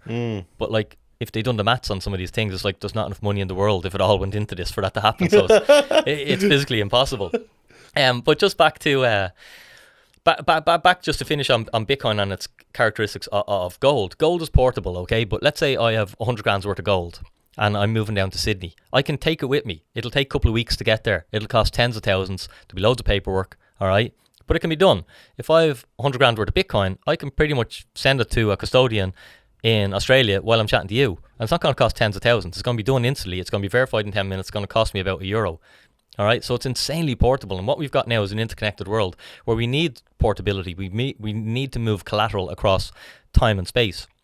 Bitcoin is fungible. Every Satoshi, every Bitcoin on the planet, or Satoshi, all has the same purchasing power. Okay, they're all worth the same. You don't have to have a unique one. One isn't better than others. And then recognizability is one of the big things. And as I said to you, like, you don't know if that's tungsten plated gold, all right? Because you don't have specialist testing equipment. But if I send you Bitcoin, you don't have to worry about it being fake Bitcoin, because the Bitcoin network is the largest computer network on the planet. It's 200 million times more powerful. Yeah, although I could argue with that, because there's people out there who don't even answer the phones because they think they're going to be scammed, So there's people out there who literally don't answer messages. So, somebody could, I suppose, if somebody really wanted to screw somebody and sell them some fake Bitcoin, could they? No, because if you have a Bitcoin, possible? No, okay. If you have a Bitcoin wallet and you get the Bitcoin verified in your wallet, it's the largest supercomputer in the world. You can't scam the largest supercomputer in the world. Okay? There are many ways people get scammed through Bitcoin, but it's just like people get scammed through cash. It's not the cash's fault. It's not the money's fault. It's the person's fault. That was the vehicle. And so the recognizability of Bitcoin is far superior to gold's. Okay? And then the last thing is the scarcity. Gold is scarce. All right, but we can always mine more gold every year, and humans are getting clever and clever. Technology is getting better, so we can mine about 1 to 2% of the available gold. The gold that's above ground, every year we bring 1 to 2% into the market, and that's what keeps it value. Because the demand for gold, if it's rising at more than 1 or 2%, then the price goes up. But Bitcoin is finite. Okay, there's only 21 million, so it's not scarce. It's an innovation on that. It's finite. It's like the Mona Lisa painting. It's like, your man who painted is dead. People like it. What's it worth? You can't put a value on it. Yeah, it's infinity. It's just going to go up forever. Yeah. So have you heard of people who are in charge of diamonds in the world? I've heard and I've seen some documentaries about them getting some diamonds, pouring them into concrete blocks, and dumping them in the deep sea because because if there was too many diamonds in the world, basically the value of it would go a lot down. So the people who were in control, they were willing to subsidize, and dump some of them into the sea. And apparently it's true. I don't know. I've never seen it being done in front of my eyes. I can only rely on the knowledge I've absorbed. Yeah, but that makes sense though, Lucas. If you're in the business, you're trying to create more scarcity. Like, that's what anyone who's in business is trying to do, is create scarcity. You're trying to innovate and do stuff that other businesses don't do, so you're scarcer. I'll tell you something that's quite interesting about Bitcoin versus gold, because Bitcoin is trying to demonetize gold. It's eating into gold's market cap. Over the last 3 years, we've been in a perfect setup for gold. And I've been a precious metal investor, and I expected gold to do better, but it didn't. Bitcoin has done much better because the world has chose the digital version over the physical. But a gold miner's job is to mine gold and then sell it, dump it onto the market. So a gold miner is my enemy as a gold investor, because they're bringing more gold to market, okay? Whereas a Bitcoin miner, like, gold miners don't hoard gold. They get rid of it. They sell it for dollars. Bitcoin mining, on the other hand, what Bitcoin miners have figured out is by holding Bitcoin over time, it's probably the best move that they can make. So some Bitcoin miners have gone public, meaning that they've got finance, okay? They've got capital. So now they don't have to sell their Bitcoin. So the Bitcoin mining business model is buy hardware, burn electricity, mine Bitcoin, sell Bitcoin to exchanges. That's your business model. But now what the Bitcoin miners are doing is they're hoarding the Bitcoin. They're not selling it. Oh, clever. Okay, so they're creating their product, and they're not selling it. But get this, it gets even bigger. All right. Not only are they not selling it, because they're a public company and they've got financing, they're buying Bitcoin from other miners to hoard as well. So a Bitcoin miner is not my enemy like a gold miner is my enemy. A Bitcoin miner is actually creating more scarcity in this thing, because a Bitcoin miner understands how big Bitcoin is, and they don't even want to sell the thing. It's crazy. Oh my God! You have me onto something. I'm definitely gonna buy some Bitcoin after this, because that's why I wanted to have this interview so bad, because Bitcoin is something I didn't understand before you came here, and I'm sure that whoever is watching this is gonna get a lot of value from it. Yeah. Is this? Are we gonna? I think we're gonna wrap up at this. Are we? Yeah. Sorry. I was gonna ask you as the question about how do you think the Bitcoin is gonna work out in the next few years? Yeah. Price. Yeah. Right. So Dinny, how do you think the Bitcoin is gonna? What's the value of it is gonna be in the next few years? How it's gonna play out, basically? What do you think? There's loads of things to look at with the price of Bitcoin. I never say what it's going to be, because it's only going to prove you wrong and you're going to look silly in the short term. One thing I'm confident about is that in the future, Bitcoin is going to continue to trend up in value, because euros are becoming more abundant and Bitcoin's becoming scarcer and scarcer. Bitcoin's the scarcest thing on the planet, and scarcity and value being so correlated. So if I'm trying to figure out the price of Bitcoin and where it can go, like, we're only just over a decade into this thing. All right. And that's why I think everyone should get off zero. Get off zero just means own some Bitcoin. Okay. Don't have zero Bitcoin in case this thing continues to do what it's done over the last 13 years. All right. Which looks even more likely today. There's never been a less risky time to buy Bitcoin than today, whatever date it is. So I believe that's what I've heard. That's why I wanted to have your opinion of a guy who actually makes it in the Bitcoin world, and you're pretty successful at it as well. Which round of applause for you. Yeah. So even in 2020, it was riskier to buy Bitcoin than it was today. You were buying Bitcoin at 10 grand, but it was riskier. There was no public companies owned it. Like, when I used to chat about Bitcoin, and because I'd built up a really good reputation in fitness, people are like, send me a message, Dinny, what's this Bitcoin you're into? Isn't that just for buying drugs, or isn't that just a Ponzi scheme, or it's just used for money laundering? And I'm like, no. But now we're beyond that. When I'm talking, you don't get that anymore. People have realized that Bitcoin's bigger than just for buying drugs on the internet. There's much more information out there. I mean, when you were starting back in the day, where would you get your knowledge from? Like, there was very limited, there wasn't a lot of podcasts of people who knew what they're talking about. Yeah, so what I done was the same thing I done in fitness, and I realized that it's investing. So I hired the best people I could afford to teach me in crypto and Bitcoin who had success, and I'd done their courses and their workshops, and signed up for their groups and all this sort of stuff to get the information. So if I'm trying to figure out where Bitcoin is going, what Bitcoin is many things, but if I just take it as store of value, all humans, we need three things, Lucas, okay? All right, we need food and water, we need shelter, somewhere to live, all right? This is back to Stone Age days, all right? And now, since we got civilized, all right, we need an ability to save. We need something to save our value in, so that when we exchange our time for money, we can put it in the vehicle that the money will be there. We know the euro doesn't work. It's the worst thing to put your time in, because it just gets bled out. It gets diluted. All right, so we look for store of value. Now, store of value, we buy a bond, we buy precious metal, we buy the stock market, we buy a property, okay, or we buy collectibles. All right, now all collectibles are like wine, watches, classic cars, all this sort of stuff, whiskey. These are all store value assets, art, etc. And the purpose for this is, there's some utility, okay? Let's just say utility. I'm a whiskey investor. I own barrels of whiskey. There's some utility. Yeah, I'm going to drink it. But really, I don't look at it. I don't see the whiskey. It's giving me no value. The only reason I own it is because it's instead of owning euros. All right? But it's a store of value. That's its primary use for me, okay? Now, the store of value asset class, if you pool all those assets together, it's 400 trillion, okay? So that's how much value is in humans just trying to keep their money. Store of value, 400 trillion. Bitcoin is under 400 billion.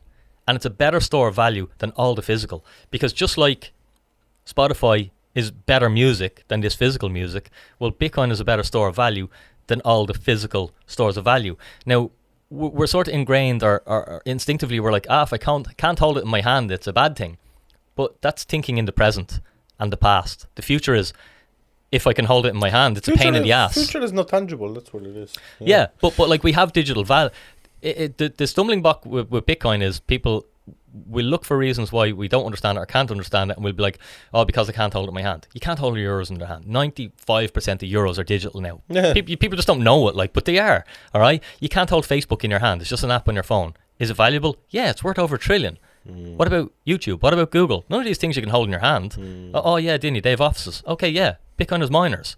huge warehouse facilities all over the world. It's the exact same. It's the irony. How big is the mining facility? How big could it be? What's the biggest one? Like, you know, I'm just trying to visualize. An it. A6 miner is about this size, okay? By that in a square, and about that long. That's an A6 miner, all right? But you can have a warehouse full of them. There's cool guys down in Cork, skilling digital mining. The guys can check them out. But Mark is doing amazing things, and they're basically they're building these units full of miners. They're bringing them to anaerobic digesters, which is, you know, people who have farms might have an anaerobic digester and they're creating power. And rather than if the power is unused or they can't put it into the grid, they can monetize it now. And any of their spare electricity, just mine Bitcoin with it. It's a no-brainer, like, if you have free electricity. That is great. Yeah, but back to the store of value. If the store of value asset class is 400 trillion, okay, and Bitcoin is 400 billion, there's a big difference between a billion and a trillion. You can Google it and see how many zeros it is, but it's a lot, okay? What if Bitcoin continues to just demonetize the physical assets, just like Spotify and digital music dematerialized and demonetized? I think it's happening. I think it'll come, so you know? In that, Lucas, okay, if Bitcoin achieves, let's say it gets 50% over the next 20 years of store of value, that puts a Bitcoin at 2 million per coin. You're like, it's pretty heavy stuff, like, because we're only at 20 grand today. How many zeros is that? Yeah. There's a huge opportunity. Fucking hell. You know, and if you're a little bit younger, like, let's say if I'm in my 20s, I'm saving in Bitcoin. I'm keeping enough money for living expenses, but I'm like, what else can I do? How am I going to buy a house by just staying in the system? I need something outside of that system, because that system is exponentially more difficult to get ahead. It was easier for my grandparents. It was easier for my parents than it is for me. But for my nephews, it's going to be even harder. It made sense, because houses used to be £80,000, not 380. That's how I fell down this whole rabbit hole. My dad said to me, I was having a conversation with him. Houses were 100 grand at the time, and I was thinking of buying one. And my dad was telling me he paid 20 grand for his. And I was like, how come you paid 20 and I have to pay 100? Now it's 500 for the equivalent house. But that was when I started to question what is money and why do we get this? And it's just like, oh no, it's inflation. We need inflation. We need for the economy. But it's like, never question it. It's like, what if it's all bullshit? Which it is. I wish one day we could turn our TV and the people would talk about it, because you can watch TV for years and you could never hear an ounce of this knowledge, Yeah, it's not mainstream. So anyway, Bitcoin's price is, I think Bitcoin's worth 7 figures and beyond. It just depends how long you're willing to live. I think Bitcoin trends up with volatility. Is it a certainty? No, it's not a certainty. Do you think there will be a point in time where you could go and buy something for Bitcoin? Yeah, you can go and buy things now for Bitcoin. I was at Amsterdam. Because I've seen Warren Buffett. I was buying beer. Oh, really? I had my phone. You scan it, bang, quicker than using the card. And what app did you use for it? I use Moon Wallet on the Lightning Network. So Lightning Network allows Bitcoin to be moved instantly and for free. I'm going to look into that, because I've seen Warren Buffett there the other day on YouTube, and he's saying was giving out about the Bitcoins. Oh yeah, Bitcoin is all good, but what's the need for it? You can't buy anything for it. Yeah, but like, come on. Who would go to their granddad with their new iPhone and go, Granddad, can you help me set this up? Can you explain how it works? You'd be stupid. You'd be better off going to your niece or nephew in the pram and going, here, can you help me? And because clearly they're going to understand technology better. People think that Warren Buffett is going to know a lot because he's the richest man in the world. But, just because somebody has a status or a good job doesn't mean a lot, because I've seen people in the Facebook, when Facebook was in court, and the people in the court, the judges, they didn't understand Facebook model. They didn't understand how they would make money. And, Mark Zuckerberg made fun of them. We sell ads. And they were like, oh, okay. So they were in court with this whole thing and they didn't have a clue. So that's probably something similar here, Yeah, no, it's just like, Warren Buffett's an amazing investor. He's taught me a lot. I've, studied a lot of his education of investing principles, and that's all timeless. But it's just like, this is a new technology. I've spent thousands and thousands and thousands of hours studying Bitcoin. Warren hasn't, because he's spent thousands and thousands and thousands of hours, studying legacy financial systems and all this other stuff. And like, he doesn't even own, I heard he doesn't even own a computer. He doesn't have a computer on his desk. And like, why are you asking someone about a technology who doesn't even own a computer? It's just, it doesn't make sense. Does he really not? Jesus, I wonder if that's true. Yeah, no, he has a computer, but he doesn't have one on his desk. He's not like us, phone everywhere. Yeah. He's got the newspaper. Yeah, he's old school. Yeah, old school. So it's not a case of, and I'll give you one more example. There's a gold investor, his name's Peter Schiff. Okay, he's always bashing Bitcoin. Why wouldn't he? Bitcoin's going to demonetize his whole business. All right. obviously you don't have anything good to say. That's how it works. Incumbents never have anything good to say about the technologies that's going to demonetize their business. However, he's got a son. His name's Spencer Schiff. He understands everything that his father understands. You know about gold being scarce and being a money that's outside of the financial system, so you don't have any of the banking risk that you have from within the financial system, and that's why wealthy people own gold and have owned gold for thousands of years. But Spencer owns no gold. Instead, he owns the digital gold. All right? Now, Peter, the father's going to die, and he's going to pass on all his gold bars to his son. His son doesn't like them. He doesn't trust them. He doesn't want to store them. Why? Holding them in his hand is a pain in the ass when he can dematerialize them. So that gold gets sold for Bitcoin. And this capitulation just happens as the world goes on, whether an individual can get it or not. The generations behind us already understand digital value. They're living in it. Look at Roblox and FIFA credits and all this. You know, as we talked about metaverse, it's all digital. None of it's tangible. Do you know anything about the NFTs? NFTs, yeah. Could you maybe just, before we finish, could you just elaborate on this? Because I've heard this the other day that people are losing a lot of money on this again now. So you probably know something about it. If you could teach us a little bit here. Okay, right. So NFT is non-fungible token. Now, the one of the things with the online world is how do you prove you own something? Okay, so and this is basically what the blockchain done is it created a ledger so you can prove ownership. So NFTs are just an innovation built on this. Now, with an NFT, let's just say, you can get a picture of a monkey, all right? And people are paying hundreds of thousands and more for these pictures, but it's like something a child drew. It doesn't even look that good. But you own that. People can screenshot it, but you can verifiably prove that you own it. Now, the problem with this is, the problem with everything, okay? People think, oh, here's a get-rich-quick scheme. Some people done really well on NFTs, so what I'll do is I'll create NFTs. In Bitcoin with Dinny, every single week on my Instagram, I will get offers from people going, here, will you promote my NFT? I'll give you so many tokens or whatever, you know, for money. But never once have I ever pushed it out to my community because I know it's crap. They're going to lose their ass on it. All right. You have saturation. When everyone, their mother is doing something, you know, you shouldn't be doing that. You never want to be with the herd. You always want to be walking the other direction. If the herd are looking at one thing, you know, you want to be looking at the next thing or something else or something different. So NFTs everywhere, everyone's at them, everyone lost their ass on them, happy days. Is there utility? Yes. Are Nike building on it? Yes. Are all the big companies innovating and going to bring value? Yes. Is it a great way for you to make money? No. 99.9% of people who buy an NFT are probably going to lose their ass. Unless they're going to become an NFT expert. Get into the Discourse, get into the communities, get into the primary markets. Okay. Like yourself with the Bitcoin, you know, you can get into the cryptocurrency and you can lose your bollocks. Yeah. But if you do it the way you did it, you're going to be successful at it. I think Gary V, he spoke about the NFTs greatly and he did make some money on it, you know. Yeah, no, it's again, it's your... I just couldn't make it, you know, like they were selling for the €700,000 and now they're worth nothing, you know, so... Yeah, and that's the problem again, when people don't understand what they're investing into and what they're buying. That's why, you know, at Bitcoin with Dinny, I focus on Bitcoin because I'm setting people up for success rather than bringing them into a world where they've got a huge chance of losing their money. I'd rather go, listen, we can defer your gratification. For me, I went from caravan to you know, option to retire in a decade. And I think anyone can do that, but it's a decade, it's not a year. We overestimate what we can do in a year and we underestimate what we can do in a decade. And that's all my thinking that's is. Brilliant. It is like the fitness, defer your gratification. You don't, like you go to the gym, you don't see any difference in your body in that one workout. Like it doesn't, nothing's changed. But you'll see it after a year if you go and grind it out. And it's the same with creating wealth. And that's why the NFT thing is just, you know, and that short-term shiny object. I'm old enough now and experienced enough to know it's not going to work out like, you know, when everyone is doing it, when you're getting Instagram messages off fucking 3 a day or whatever, it's too saturated. It's just a bubble, and it'll pop. But will they come back? Of course they'll come back.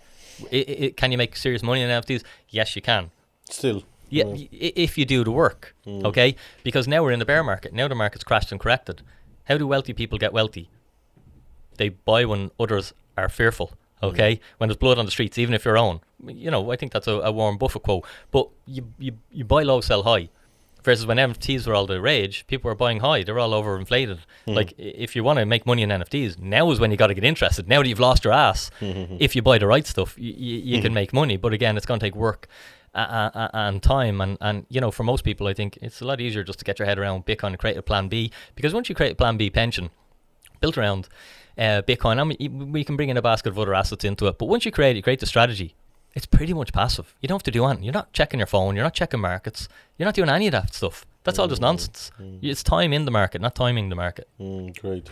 Thank you for commenting. You've explained a lot of stuff when it comes to Bitcoin. And to be honest with you, after this interview, I'm actually going to invest some in the Bitcoin myself, because you answered a lot of the questions that I had that I wasn't able to get answers from YouTube, from random videos, you know. So I thank you. And we touched on a lot of topics as well in terms of fitness, which I'm also glad about, you know. Thank you for coming. Yeah, Lucas, that was awesome. Thanks very much for having me.